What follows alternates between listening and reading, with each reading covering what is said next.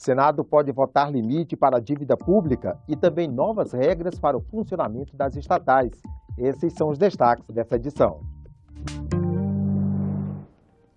Bom dia. As contas públicas são objeto de 3 propostas de lei que estão na pauta do plenário, mas a votação das matérias depende de a oposição suspender a obstrução anunciada na semana passada. No ano 2000, o então presidente Fernando Henrique encaminhou ao Senado 2 propostas que fixavam limites para a dívida pública. Uma para estados e municípios, outra para a União. Somente a primeira foi votada. No ano passado, o senador José Serra tirou do arquivo o texto que trata da dívida da União. A proposta está na ordem do dia do plenário. A definição de um limite para a dívida pública está prevista na Lei de Responsabilidade Fiscal. Outro projeto em pauta também tem o objetivo de auxiliar no controle das contas públicas. A proposta cria a instituição fiscal independente. Vinculado ao Senado, o órgão vai acompanhar a política econômica, inclusive os impactos sociais. Também está na pauta a proposta de emenda à Constituição, de autoria do senador Aécio Neves, que limita o número de cargos em comissão na administração pública. De acordo com a proposta, na União e nos estados, o limite é de 10% dos cargos efetivos. Nos municípios sobe para 15%. Em ambos os casos, 50% desses cargos devem ser ocupados por servidores concursados. O Senado limpou a pauta de medidas provisórias que estavam trancando, então há uma janela hoje para votação dessas matérias. Então, nessa perspectiva, elas poderiam ser votadas. Fica uma questão de se a oposição vai manter a obstrução que decretou, né, na semana passada, aguardando a decisão do Supremo sobre o rito do impeachment. Todos eles são projetos de interesse da oposição, né, ou de autoria de senadores da oposição, ou relatados, ou as duas coisas, por senadores da oposição. Então, há uma possibilidade de que essas matérias avancem com a oposição, talvez recuando, pelo menos nesse momento da sua obstrução. Também está na pauta do plenário o projeto que estabelece novas regras para o funcionamento das estatais. A oposição diz que o texto vai evitar irregularidades nas empresas públicas, como as descobertas na Petrobras. O PT teme que a proposta estimule privatizações.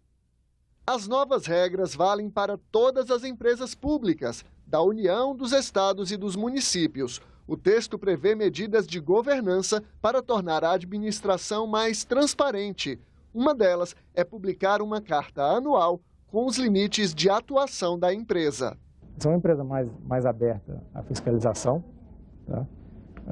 Mais transparente na publicação dos seus resultados, dos seus balanços. Cada estatal vai contar com um conselho de administração, formado por no mínimo 7 e no máximo 11 membros, além de um conselho fiscal permanente. O mandato dos administradores será de 2 anos, permitidas 2 reeleições. Os gestores não podem ter atuado em partidos políticos ou sindicatos nos 3 anos anteriores à nomeação. Há vários tipos de sindicatos, né, patronais e de trabalhadores, né. Eu tenho um certo receio de que algumas dessas disposições sejam muito dirigidas para o momento atual e para as circunstâncias políticas mais recentes. Tudo tem correlação. As estatais livres produzem o que as denúncias estão mostrando. Desmandos na Petrobras, desmandos na Eletrobras, na Eletronuclear, e com os filhotes, com as raízes chegando aos fundos de pensão e etc, e etc.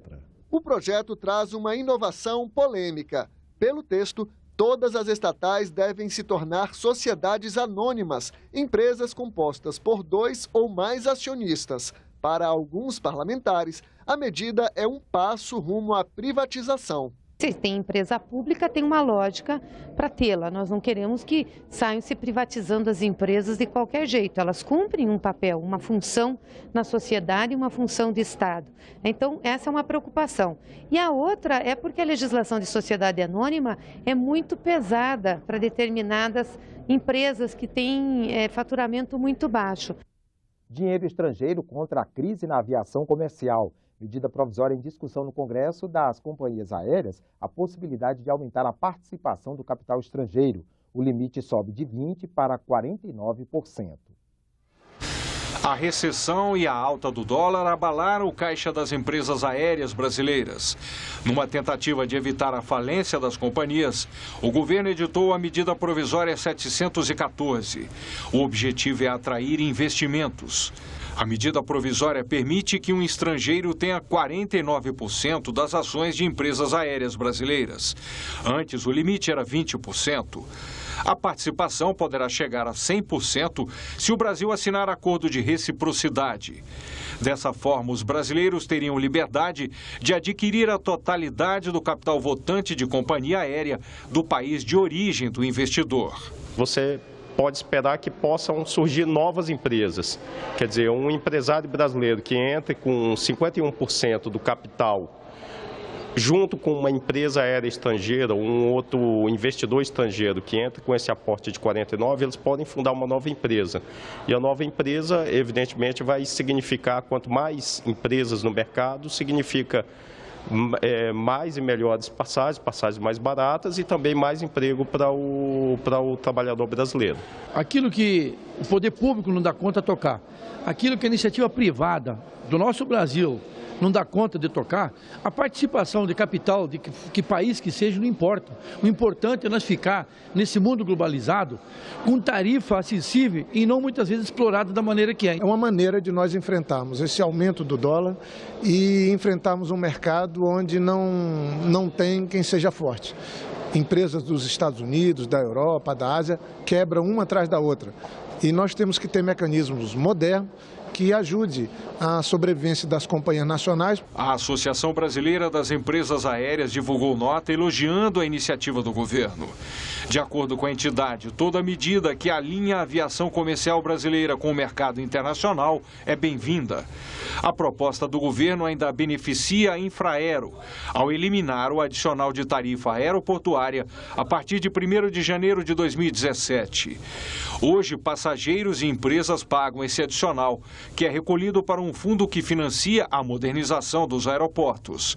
Na prática, o encargo continua, mas boa parte do dinheiro vai para o caixa da estatal. O passageiro vai continuar pagando o mesmo tanto, mas vai ser tudo destinado para a tarifa aeroportuária. Tudo isso aí vai ser destinado ou para a Infraero ou para a concessionária do aeroporto. No caso da concessionária do aeroporto, se prevê um reequilíbrio do contrato, para que eles não lucrem com esse aumento da tarifa. No caso da Infraero, esse aumento da receita é necessário para reequilibrar as finanças da empresa.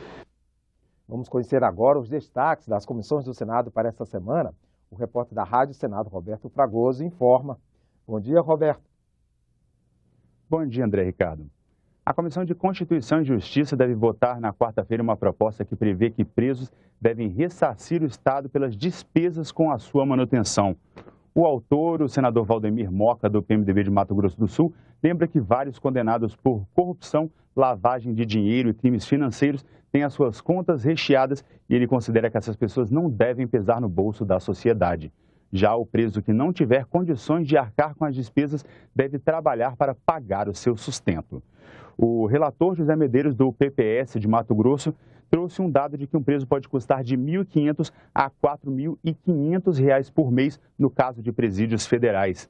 Ele considera que, como a maior parte da população carcerária é de pessoas pobres, em geral condenadas por tráfico de drogas e crimes contra o patrimônio, a melhor forma de garantir que o Estado seja ressarcido é aumentar a oferta de trabalho durante a execução da pena. Para isso, ele sugere que os presídios tenham espaços reservados para o trabalho e que as empresas que contratem a mão de obra dos detentos recebam incentivos fiscais, desde que elas se comprometam a contratar um percentual de egressos depois que eles terminarem de cumprir a pena. Na terça-feira, a Comissão de Assuntos Econômicos vota um projeto que pretende criar uma gradação da multa por atraso na declaração do imposto de renda. Hoje, com qualquer atraso, o contribuinte paga 20% do imposto devido. A ideia é que a multa comece em 2% nos 5 primeiros dias após o prazo final da declaração do imposto de renda e que seja escalonada até atingir o valor máximo de 20% após um atraso de 20 dias. E a Comissão de Ciência e Tecnologia vai analisar uma proposta que vai dar mais controle aos cidadãos sobre os gastos governamentais com publicidade institucional. De autoria do senador Ronaldo Caiado, do Democratas de Goiás, o projeto determina que na propaganda de todas as esferas do poder público deverão constar de forma clara informações sobre todos os gastos e o número de inserções. André. Obrigado, Roberto. A regulamentação da profissão de salva-vidas é o tema de uma audiência pública hoje, às 9 horas da manhã, na Comissão de Direitos Humanos. 4 projetos estão em andamento no Congresso propondo a regulamentação da profissão. Entre as medidas está a que prevê a obrigatoriedade de 2 salva-vidas para cada 300 metros de superfície aquática durante o período de uso coletivo do espaço. Você pode participar da audiência com perguntas ou comentários pelo telefone 0800 61 2211 ou pelo portal senado.leg.br/e-cidadania. No Brasil, mais da metade dos bebês nascem por meio de parto cesariana. O país está longe da meta prevista pela Organização Mundial da Saúde, que é de 15%. Outra estatística sobre violência na hora do parto também é preocupante. Saiba mais no especial Cidadania, produzido pelo Jornal do Senado. No Brasil, 1 em cada 4 mulheres sofre algum tipo de violência no parto. No especial Cidadania, que o Jornal do Senado publica nesta terça-feira, a repórter Juliana Steck explica a violência obstétrica. Entre essas práticas estão cesarianas desnecessárias, que aumentam em 3 vezes o risco de morte para a mulher, impedir a presença do pai ou outro acompanhante no parto e empurrar a barriga da gestante para o bebê sair com mais facilidade. O Ministério da Saúde já tem normas que orientam o parto humanizado em hospitais públicos e particulares, mas muitas vezes elas não são cumpridas. A reportagem mostra que o Congresso trabalha em projetos para transformar essas normas em leis. Especial Cidadania, toda terça-feira no Jornal do Senado. O Especial Cidadania está na página do Jornal do Senado. Acesse senado.leg.br/jornal. Ficamos por aqui. Você acompanha outras informações nos boletins do Senado Agora ou também na internet. Acesse senado.leg.br/tv. Até a próxima e continue assistindo a nossa programação.